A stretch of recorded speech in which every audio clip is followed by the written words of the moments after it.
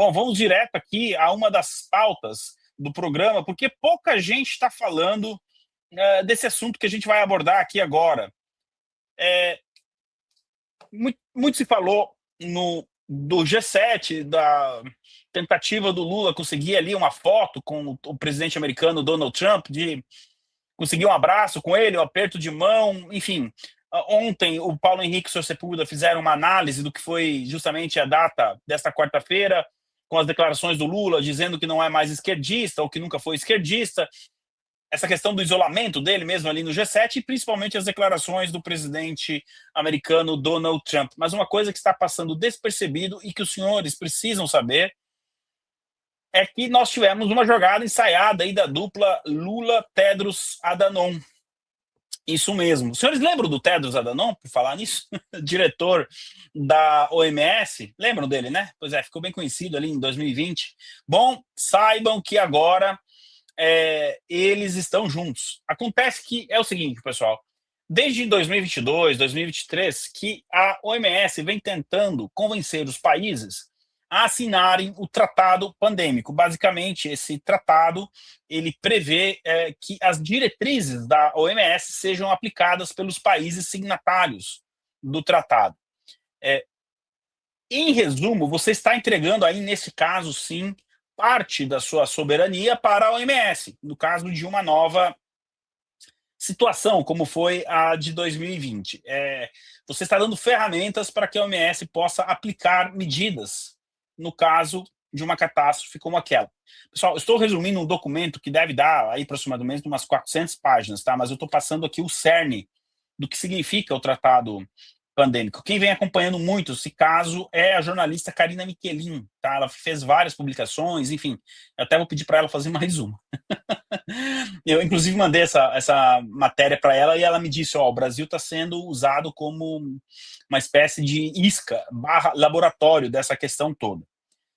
Só que acontece o seguinte, o Reino Unido, até o Reino Unido, o tão difamado Reino Unido, já disse que não vai assinar esse tratado. A Itália foi o primeiro país, se não me engano, que disse que não assinaria o tratado pandêmico. Enfim, a adesão praticamente zero. Nenhum governante hoje quer assinar um tratado como esse, porque essas pautas realmente não são populares, principalmente aqui na Europa. A gente viu a manifestação toda que aconteceu e, pasmem, tá, pessoal? Isso aqui é um assunto que eu vou tratar com bastante calma. Eu sei que pode, para algumas pessoas, soar um pouco estranho isso, mas até mesmo pessoas de esquerda são contrárias a esse trato, tá? Eu sei que algumas pessoas podem dizer, poxa, isso aí me parece muito uma política de esquerda. Pois é, mas até mesmo em uma esquerda raiz, digamos assim, essa pauta não desce, tá? Só que na tentativa de ressuscitar esse tratado pandêmico, o Lula e o Tedros Adhanom publicaram uma carta aberta, instando o G7 a entrar no tratado. Eu vou ler aqui notícia do portal barons.com, portal muito bom, viu, para quem gosta de notícias assim. O diretor-geral da OMS e presidente do Brasil instaram nesta segunda o G7 a ter coragem necessária para concluir o Tratado Internacional sobre enfrentamento de futuras pandemias. Países ricos e nações em desenvolvimento estão em desacordo sobre como o acordo pandêmico adotado no ano passado funcionará na prática. Quer dizer, a OMS colocou lá o tratado, é que ninguém assinou, mas ele, em teoria, está valendo.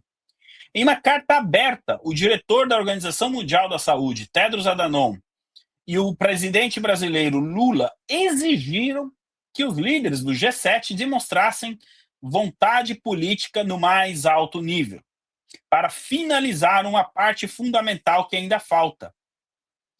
Diz a carta, o mundo precisa terminar o que começou.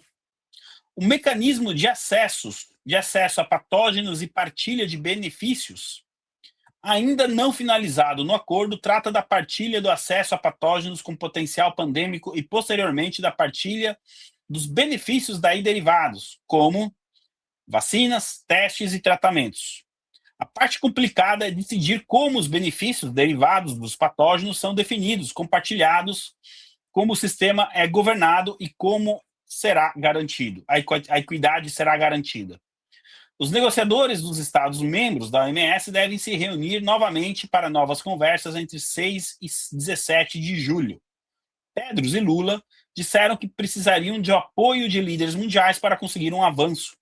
Instrua seus negociadores a comparecerem à sessão de julho, prontos para concluir o acordo, disseram eles. Considere o dia 17 de julho como um prazo final, não como uma meta estabelecida.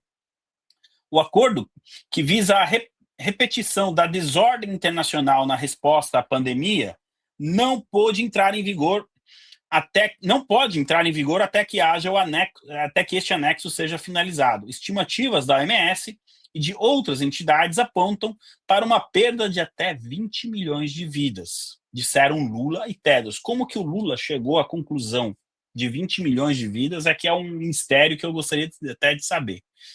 A humanidade prometeu a si mesma, na intensidade daquela dor, que não enfrentaria outro dia como aquele despreparada.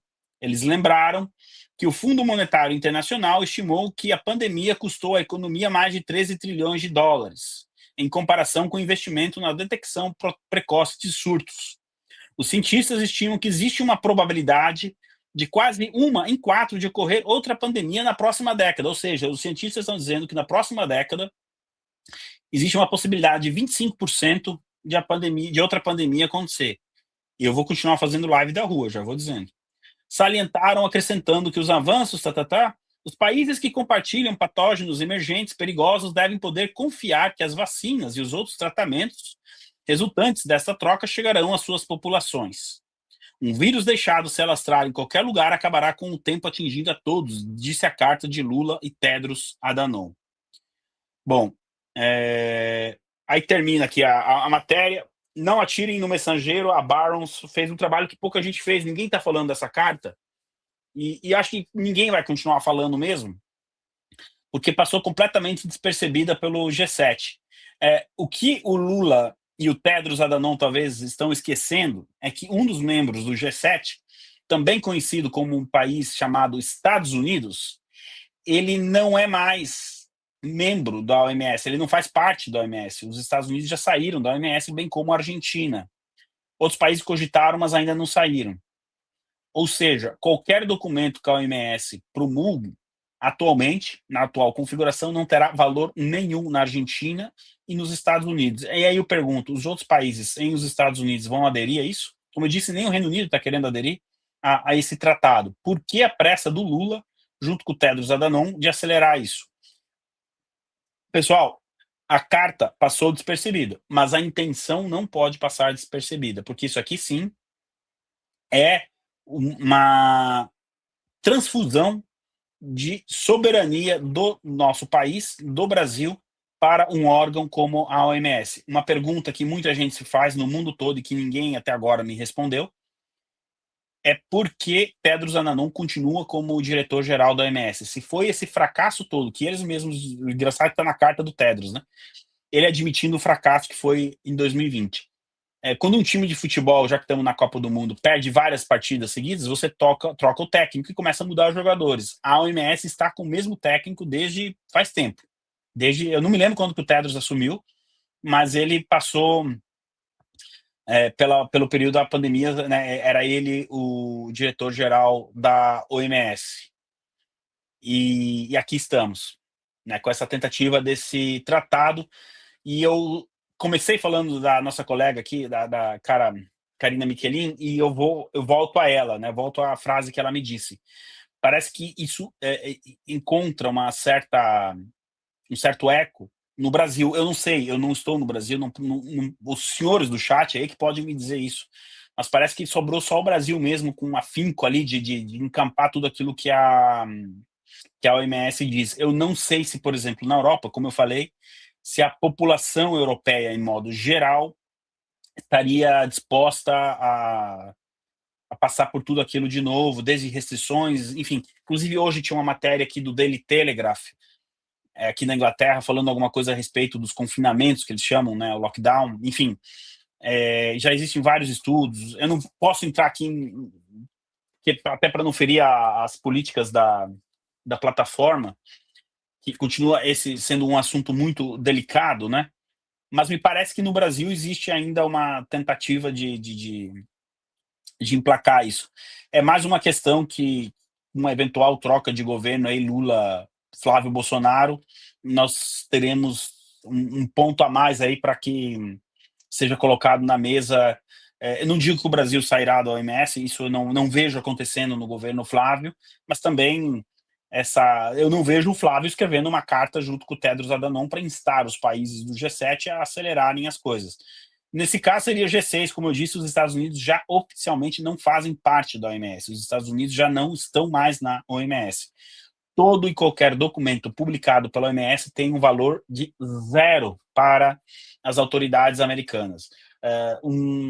Diante de uma crise, ou seja lá o que for, diante de uma situação onde você tem um documento federal de uma autoridade americana e da OMS, as autoridades locais elas precisam seguir as orientações das autoridades federais dos Estados Unidos. Isso chama-se autonomia.